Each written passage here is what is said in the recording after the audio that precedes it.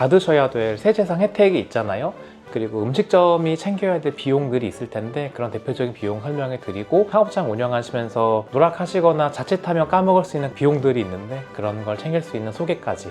그러면 우리 한번 시작해 보겠습니다. 다음으로 음식점의 세제상 혜택 말씀해 주시겠어요? 음식점의 세제상 혜택은 부가가치세법이랑 종합소득세를 나누어서 설명을 해드려야 될 것 같아요. 일단 부가가치세법상 음식점이 받을 수 있는 대표적인 공제가 어떤 것이 있냐면, 첫 번째가 의제매입세 공제입니다. 의제매입세 공제는 해당 음식점 사업장에서 면세 농산물 등을 구입하고 일정 비율만큼 공제해 주는 것을 말하는데요. 과세표준 기준으로 2억 원 이하라면 109분의 9, 초과한다면 108분의 8 매입세액을 공제해주고, 공제할 때는 일정 한도가 존재합니다. 음식점이 면세 농산물을 구입했다면 이에 관련된 계산서가 누락되지 않도록 주의하셔야 되고, 신용카드로 만약에 결제하셨다면 그 부분은 이력을 남겨놓았다가 부가가치세 신고하실 때 담당 세무대리인께 알려주시면 조금 더 비용 누락 없이 처리를 하실 수 있습니다. 이거 혹시 그 개인 사업자와 법인 사업자인 경우에는 좀 비율이 차이가 있지 않나요? 차이가 있는데요. 개인 사업자 같은 경우는 과세표준 기준으로 2억 원 이하는 109분의 9, 2억 원 초과하면 108분의 8, 그리고 법인 음식점 사업장은 106분의 6, 그 중에서도 개별 소비세법상 유흥장소에 해당하는 경우에는 102분의 2. 그리고 두 번째로는 신용카드 발행세액 공제인데요. 신용카드, 현금영수증 등으로 결제받은 이력이 있는 경우에는 결제 금액 곱하기 1.3%, 한도는 1,000만 원을 범위로 공제해 주는 것을 말합니다. 근데 신용카드 발행세액 공제는 연 매출액이 10억 원을 초과하는 경우에는 이제 적용받으실 수가 없습니다. 자, 다음은 그러면 종합소득세. 종합소득세에 관련된 세제상 혜택을 설명해 드릴게요. 세액 감면과 세액 공제가 있어요. 세액 감면에는 대표적인 게 창업세액 감면이라는 게 있습니다. 창업세액 감면은 창업을 한 경우에는 일정한 사업자에게 최초로 소득이 발생한 사업연도부터 5년간 50%에서 100% 사이로 세액 감면을 해주는 것을 말하는 건데요. 25년도 기준으로 이제 24년도까지의 창업세액 감면과 25년도의 창업세액 감면, 그리고 앞으로 개정될 26년도 창업세액 감면 내용이 조금씩 달라요. 그래서 만약에 내가 음식점을 창업할 예정이고 창업세액 감면 대상자에 해당하신다면 세무사분들과 상의를 하셔가지고 올해 안에 사업자를 내시는 것을 강권해 드립니다. 일단 창업세액 감면에서 창업이라는 것은 중소기업인 자가 사업을 새로 개시하는 것을 말하고, 여기에서 내포된 의미는 사업자 등록증을 내는 것을 말합니다. 창업세액 감면 같은 경우는 창업이라고 다 같은 창업은 아니에요. 다음에 네 가지는 창업세액 감면의 대상이 아니시니까 반드시 이것에 해당하지 않도록 준비를 하시는 것이 필요하겠습니다. 첫 번째는 종전의 사업을 동일하게 하거나 사업의 양수 등을 통해서 종전과 같은 사업을 하는 등 창업으로 보기 어려운 경우가 있고요. 두 번째는 거주자가 하던 사업을 폐업하고 법인으로 전환 후 새로운 법인을 설립하는 경우. 그리고 세 번째는 폐업 후 다시 사업을 개시하는 것으로 폐업 전 사업과 동일한 사업을 개시하는 경우. 그리고 네 번째는 사업을 확장하거나 업종을 추가하는 등 새롭게 창업을 했다고 보기 어려운 경우. 이렇게 있습니다. 요 네 가지를 봤을 때 가장 많이 실수하시는 게, 내가 원래 사업자 등록증이 있는데 음식점을 내시고 싶은 거예요. 그래서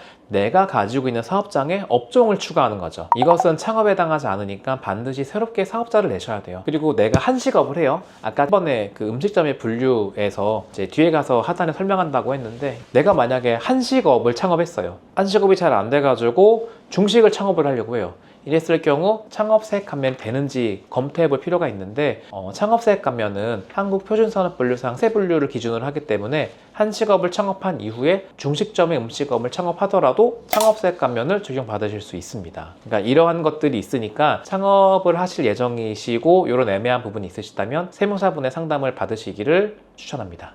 자, 선생님 또 하나 더. 카페에 창업 세액 감면이 가능한지 많이들 문의 주시거든요. 좋은 지적이십니다.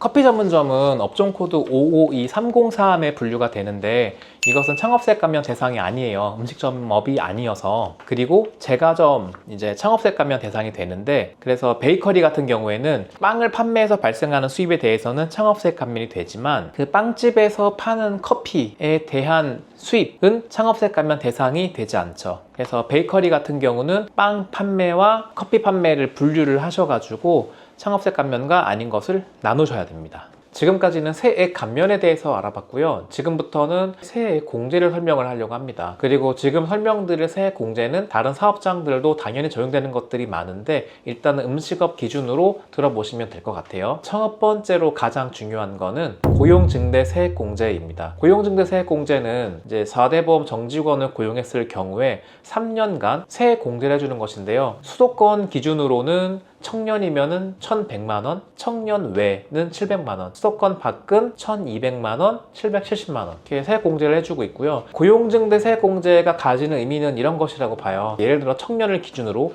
3,300만원만큼 세액공제를 해줄게. 그러니까 3년간 고용을 유지해라 라는 의미라고 전 생각을 하거든요. 적용이 가능하다면 고용증대 세액공제를 받으시는 게 무조건 좋다. 그리고 고용증대 세액공제와 같이 따라다니는 게 사회보험료 세액공제인데요. 사회보험료 세액공제는 사장님이 정직원 사업자에게 부담한 보험료의 일정 부분을 세액공제해 주는 것을 말합니다.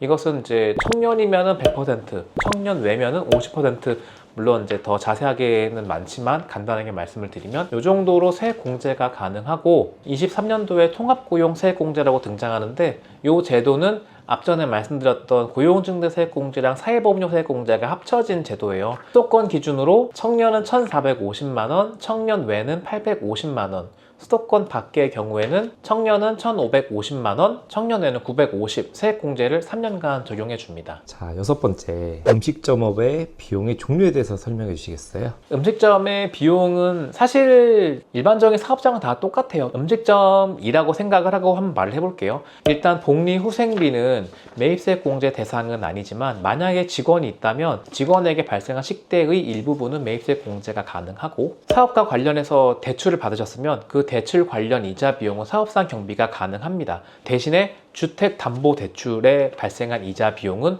사업상 경비로는 인정받으실 수 없습니다. 그리고 각종 세금, 취득세, 등록면허세, 음식점 같은 경우 주민세도 발생을 하는데요. 이런 비용들은 이제 사업상 경비가 가능하지만 이거 외적으로 사업과 관련 없는 양도소득세, 상속세 같은 비용들은 사업상 비용 처리가 불가능하십니다. 업무용 수용차도 참 말할 게 많은데 그건 나중에 따로 주제를 뽑아서 말해야 될 만큼 너무 많아서 간략하게 말씀드리면, 차량을 구입하시면 5년간 연 800만 원 한도로 감가상각비 비용 처리가 가능하다. 이 정도 아시면 될 것 같고요. 접대비는 내가 사업과 관련 있는 자들에게 일정한 접대 행위를 하고 발생한 비용들을 말하는 것인데요. 중소기업은 3,600만 원까지 접대비 한도가 있고 이제 매출액에 따라서 그 비율이 증가하고 이제 다른 구간도 있는데요. 일단 여기서는 음식점 기준이니까 3,600만 원 시작이다 라고 생각을 하시면 될 것 같고, 접대비에서 청첩장, 보조금 같은 경우는 한 장당 20만 원을 한도로 비용 처리가 가능하니까 일상생활 하시면서 습관적으로 모으시는 게 중요하겠습니다. 그리고 통신비, 전력비, 수도비, 도시가스비 이런 것들은